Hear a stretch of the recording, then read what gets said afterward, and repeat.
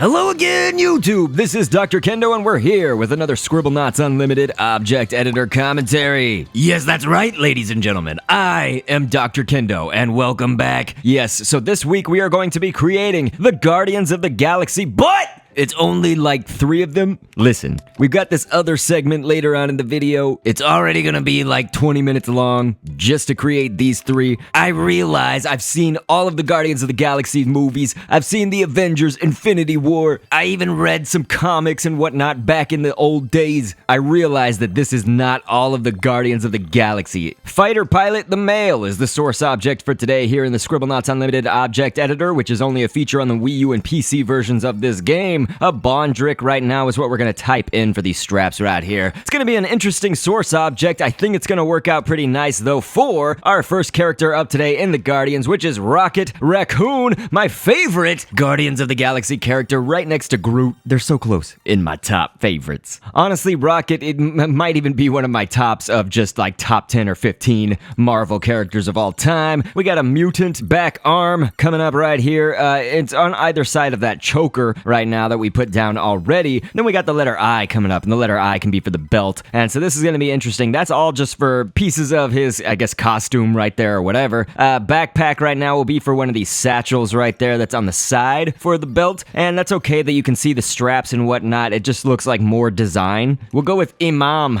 and take the body of the Imam right here. And I've been using this stamp quite a while now. Like, you know, I think we used it a while back, but like in recent episodes, I've been using it because it's really handy if you want a stamp where you can color lots of different sections for it. So for instance, right here where his thighs are, I guess, basically, we wanted a lot of different coloration, we wanted a lot of different design, and so Amphista is something you can type in also for Amphisbaena. It's that creature right there. It's got really good feet for Rocket Raccoon, so kind of taking just those bottom leg parts will work out very nicely for this. Bilby we'll go with and take the tail of that Bilby. Put it on the torso, you know, attach it to the torso, but then just move it like with the layer tool, just layer it behind everything, and that'll look good. So let's go ahead now with Jenny Green Teeth. We're gonna take her back arm and use that in combination with some other stamps, so you'll see this in 1 second. Attach these, of course, to where the arms are supposed to go. Now, we are going to run out of stamp space. That's just a given definitely with these characters. So Scribblenauts Unlimited, although it is called Scribblenauts Unlimited, it is actually kind of limited in that, you know, you do have a stamp limit. So like that shoulder bone right there that I just placed down, also for the arm, that'll be some shoulder padding right there. Cuttlefish we're gonna put down as well. There's like these end tentacle arm pieces right here in the front. You know, those little triangular looking ones right there. We can use those for some claws, so we'll put those all beneath, layered behind basically for where the fingers are for Jenny Green Teeth's arm right there. But yes, each of those is a stamp, so all of those, you know, if you're keeping count, each one of those is gonna be a stamp. Now, if you are placing down something on this back arm, something that helped me out right here was to turn on the green grids and then just move the arm over, so you can see that to our right side. It's of course Rocket's left arm, but to turn on the green grids, you just use that button that's in the top right corner, but it's on the left side of the screen when you've pressed the arrow key at the bottom. It's like your panel of buttons that you can move around objects with and all that. Well, there's one that looks like Maxwell's head with a banana and a wheel and then dotted lines all around it, so that one turns on the green grids that basically show where the head is, the arms, the legs, all these different parts of your character. But you know something? We're gonna go ahead and name this right now Rocket Raccoon, and you can see, of course, that the head is not on the body right now, and that's exactly because of that stamp limit that I described before. Because of that limitation, we are going to create the head separately, because we definitely reached the stamp limit here. But we're in the properties editor right now where you can edit health and other sorts of things that are mostly behind the scenes about your character. Here in Scribblenauts, you can do some scripting and whatnot, so I like to read background information and fun facts about the characters that we create in this series once we get to this part of the video. So let's go. Of course, we'll be talking, just briefly, about the Guardians of the Galaxy as they all relate to the Infinity War movie. Now that it's been a few months since Infinity War has been released, at least at the time of this recording, I can safely say that very light spoilers will be here, and that's okay. But most of my favorite funny lines of the movie came from the Guardians of the Galaxy characters, but also I do gotta give one to Iron Man calling Ebony Maw Squidward. That was good, definitely. But anyway, Drax delivering the "I'll do you one better. Why is Gamora?" That was one of the many greats. Anyway, to those who saw it, I actually made the Guardians of the Galaxy in 2014 as they appeared in the Guardians 1 movie back then. And we did make actually Baby Groot the weekend after I announced that my wife and I were having our own little baby a little over a year ago. So yes, we do have baby Kendo, and my baby he's actually 9 months old at the time of this recording, which is in mid-July. But yeah, you can actually look at that 2014 episode and see them all created just as one object instead of like separate heads and bodies. So that was even before we were really using that technique widely, I would say. So let's go ahead now with the head as the source object. We'll have a pom-pom as this stamp right here that you see coming together. We did it 3 times. We also used those pom-poms actually on his tail. We didn't really mention that in the commentary part, but on the video back when we were creating his body right there for Rocket Raccoon, I used some pom-poms to add some hair around the tail and whatnot. A dog tail coming up next. After this, we had tiger shark fins. So the top dorsal fin of the tiger shark, that was used for his ears. And so we do kind of just go all out of order. You know, there's not really like a bottom to top or anything like that. There's no real pattern to how I design these or whatever. I just kind of try to get things whenever.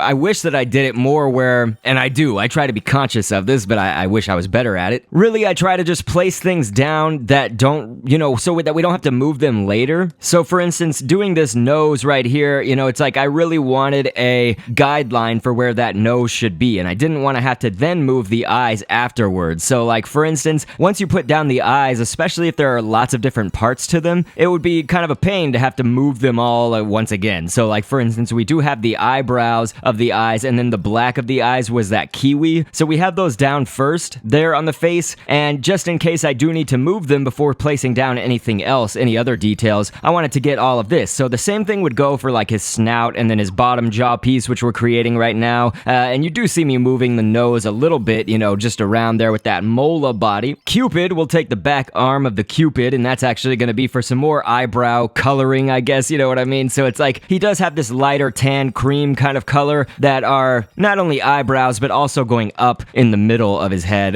where the unibrow would be. You know, he doesn't have a unibrow, but, you know, where that area is basically in between the eyebrows as well. It was an interesting stamp, but we used ground beef, and the ground beef was actually just for his bottom jaw to have some more hairiness to it. You know, we really want to show off that fur and that detail. When we did the Rocket Raccoon and the Guardians of the Galaxy 2014 creation, it was all just one object, and I actually just used a raccoon's head. You know, and that's really taking an easy way out. It's just that I didn't have enough stamp space back then. But if you have the stamps to be able to do it like with this technique, I think it's much better to create him like this, to get all the details in at least. And still, I feel like there are going to be some details we can't do, because you actually just saw the stamp limit on screen, or I hope you saw that. I did speed this up in post-production, of course, so it might have actually, the error message might have gone by too fast, but right here, you know, this is a lot more detailed, and I think it looks, I really like how this looks actually. So in the scripting though, if you do create the head and the body separately on the properties editor, go down to the equipment tab, check off this circle at the bottom, fill that in. It says can be worn on the face like glasses. So you notice that that circle was filled in. It's kind of near the bottom of the screen, but one up from the bottom. And so make sure you fill that in when you're creating the heads and the bodies separately, that is. And so let's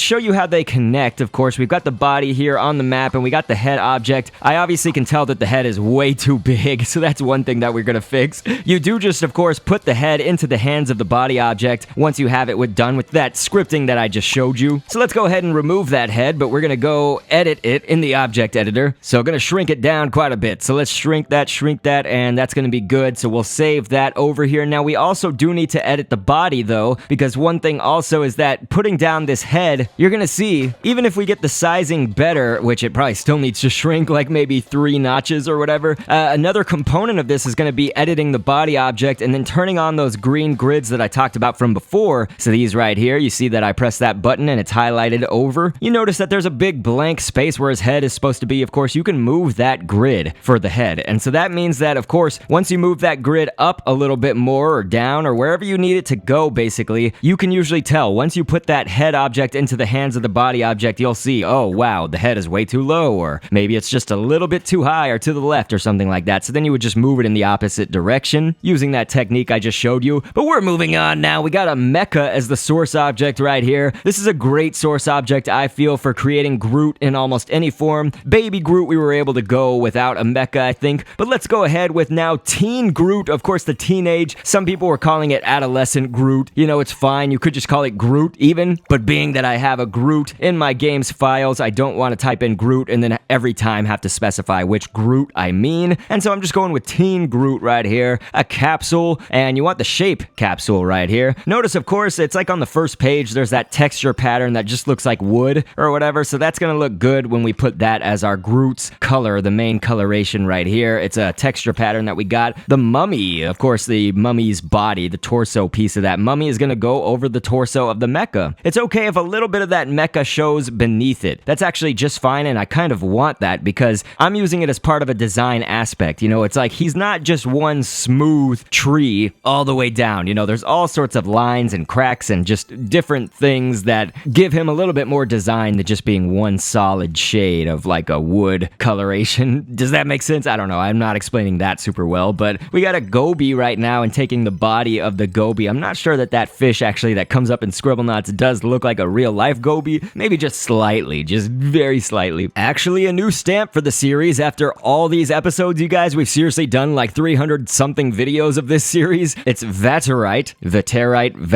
I guess, depending on where you come from, also sometimes Vaterite. But anyway, we got that down there. That's going to be below the goby body for the feet right there for Teen Groot. And we're going to take a bush, actually turn that upside down and put that beneath the mummy torso. You want it to be mostly hidden, but we want the stem and the base of it to basically be pointing upwards to be for Teen Groot's neck. Gonna have that thin little neck right there, but peeking out. And we'll go with the stick. Actually, you can take a twig or a stick, put that on the arms right here so that he does have a little bit of that twigness coming out of him. And so that's gonna be good. We're back in the properties editor. Just do some light scripting, of course. For the mecha, it comes by default as if it's flying. So you want to check off the boxes for fly under the movement tab. Again, by default, that mecha will be flying or able to fly. We don't need Groot to be flying. So let's go with actually as the source audio, you know, what our object sounds like. It can be a giant and we'll just have people react to it as a treant. You know, you could do probably a myriad of things, I feel like. We also gave him a behavior script that he would use electronics. And so, you know, it's like adolescent Groot in the Infinity War movie. You can see him for much of the movie playing his little video games. And so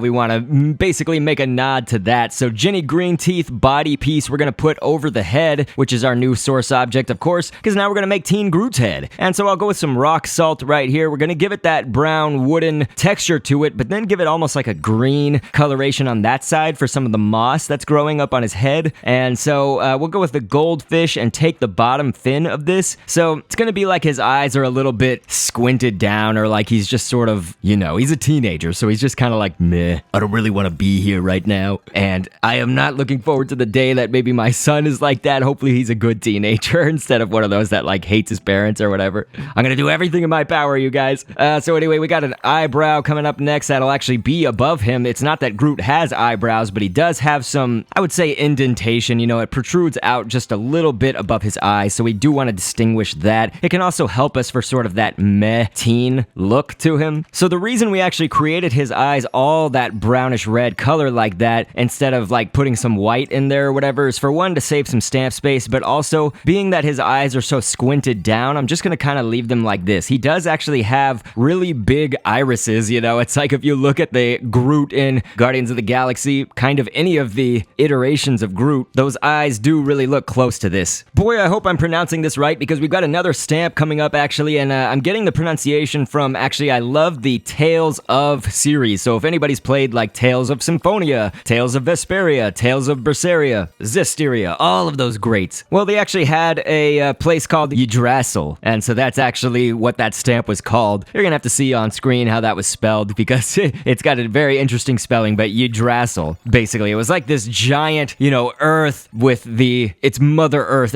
essentially, because Earth had a whole bunch of tree roots and things, all the bark going down it, and so it's really good for the side of Teen Groot's head right here to show that he's got like all of this growing. It's almost like acne or something that's growing on Groot right there. He's got these like branches and stuff kind of hanging off the side of him, so that's just sort of a nice little effect. If we could make it a little bit smaller, I probably would, but the Yggdrasil can't shrink down any smaller than that at the size that we have the Groot head for. So then I just used a combination of dandruff, confetti, body, and chicken feed, which are all like multiple little spots and everything like that. By the way, reminder, of course, when you're making the head and the body separately, go to the equipment tab, and can be worn on the face like glasses is what you want to check off. But yeah, again, it's like those 3 different stamps kind of create a lot of different pieces to them. So it's like, it's interesting, you know, a wart is basically just one small like circular like shape. But when we do like chicken feed or dandruff, you know, that'll be a whole bunch of little circles. So it's really good for like the moss up top, or we may use some for Chris Pratt coming up right here. I always tend to call him that, but of course his name is Star-Lord when he's the Guardians of the Galaxy character. But you know, this one's gonna look like Chris Pratt with that jacket and everything like that. So we got a supermodel as the source object. This is gonna be our last creation for today, just because again, I have an insane life, you guys. I feel like I didn't even fully explain this when I was like talking about this really early on when we started this video. We're already at like 15 minutes and 20 seconds or so in the video, approximately. Could be more as I'm saying this, but yes,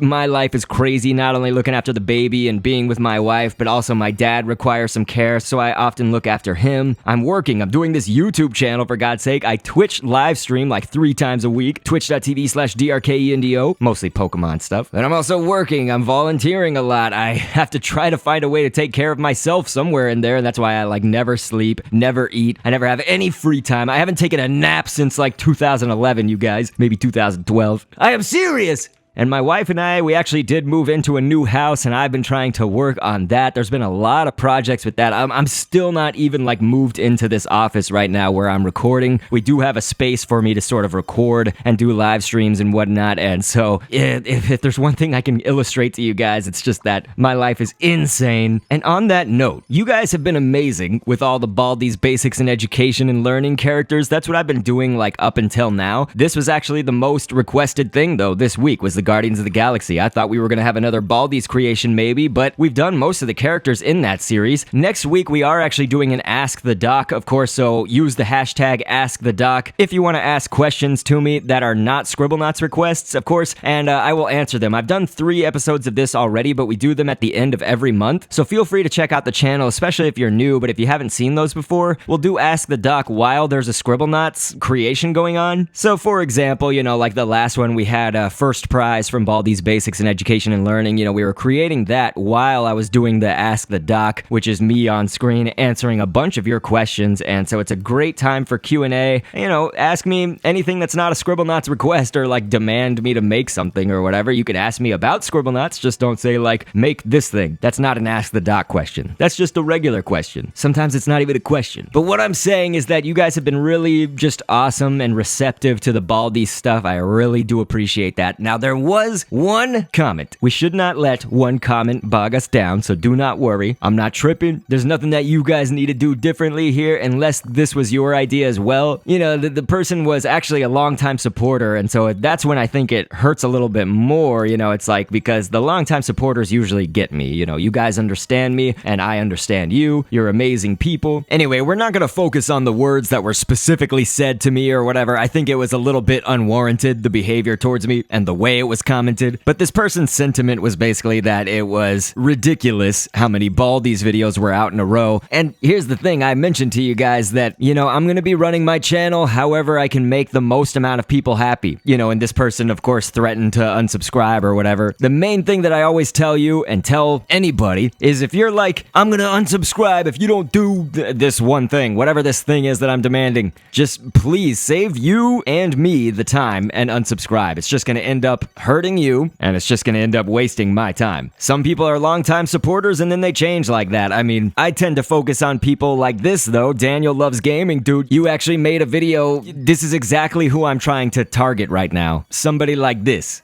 Dr.Kendo commentaries. I reckon he is an amazing YouTuber. Well, I thought I'd just make this video for him to say, good job. Keep making more videos. You do very well at what you do, and well, you're doing very well at what you do. You make people laugh. You've made me laugh at times.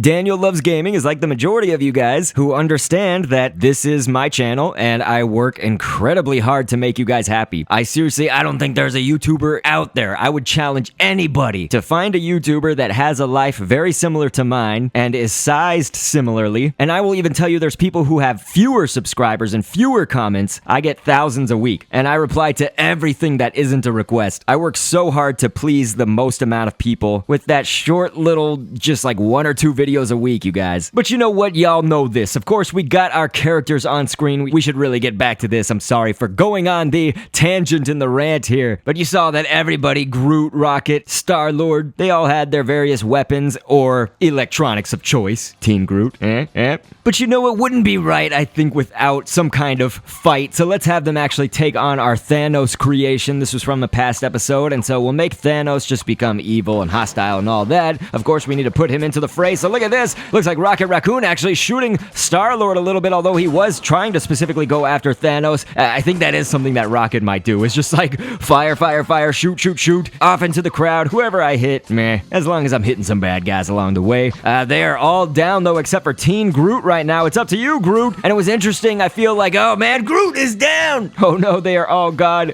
But I felt like that was actually very appropriate, like the movie, you know? It's like Groot was sitting there playing video games while everybody was trying to do actual stuff and trying to save the day.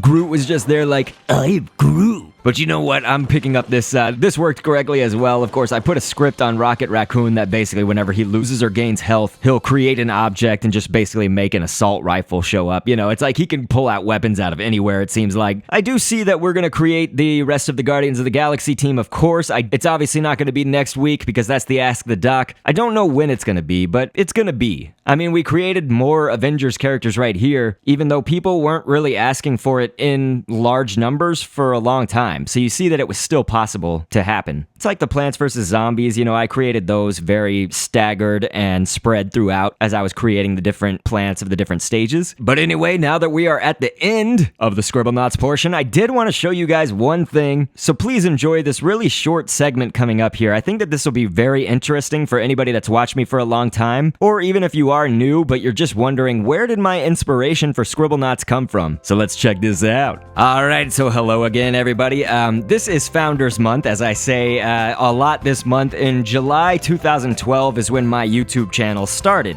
So I like to, of course, every July when it rolls around, I like to do some interesting videos, show you guys sort of either behind the scenes stuff or just something out of the ordinary that we don't normally do. So I wanted to tack on this at the end of this episode, and I think you guys, I hope you'll find this interesting.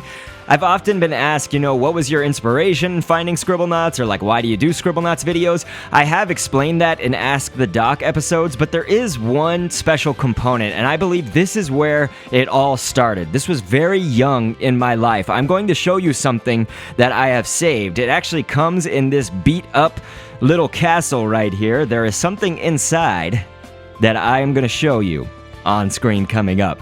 But this is where it all started, ladies and gentlemen, so I feel that, to me, this is really meaningful and important. I hope that you find the significance of this as well. So let's check out what's inside.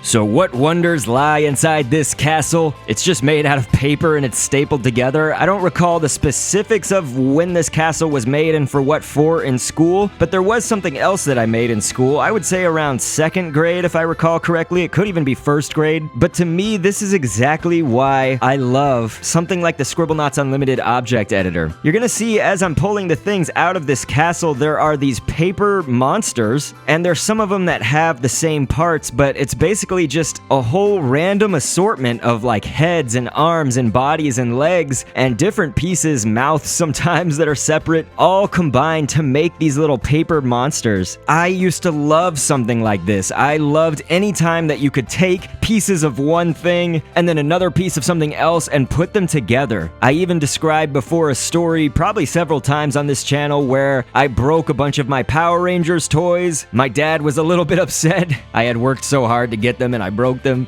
But then he kind of had the idea with me together to create like this super Power Rangers villain. You know, I had a bunch of the Power Rangers villains and I had toys of them, and then when they were all broken, it was just a bunch of legs and arms and faces and all that, and so we glued them all together with this really strong super glue, and we made this super monster out of Power Ranger stuff. I wish I still had that today. I think that it's been thrown away, sadly. But I mean, look at this. This is so cool to me. So I feel that this was the point in time where a little kid, Dr. Kendo, way back in the days, in the 90s, was creating these paper monsters in class and afterwards. And I do have some other like arts and crafts things that I did that are very similar, but this is where it all comes from. This is where I feel that just like Scribblenauts Unlimited, where we take any word in the dictionary and we can take legs and arms and heads and things like that, put it all together to make one super creation just like these. And I mean, one day if you guys wanted to see some kind of arts and crafts project or something of your favorite video game characters, I feel like I would actually really love that. Like, I really love still the art of a diorama or some kind of crafts project. I know that that could sound lame to some of you, but this is a passion that I had since I was little, and I feel that there's some creativity to be had, you know, when you can take pieces of something and make another something. That's why Legos are so interesting to me, and a lot of people. But please, give me some feedback here. Tell me what you thought of this. Is this what you expected Scribblenauts to be kind of inspired by?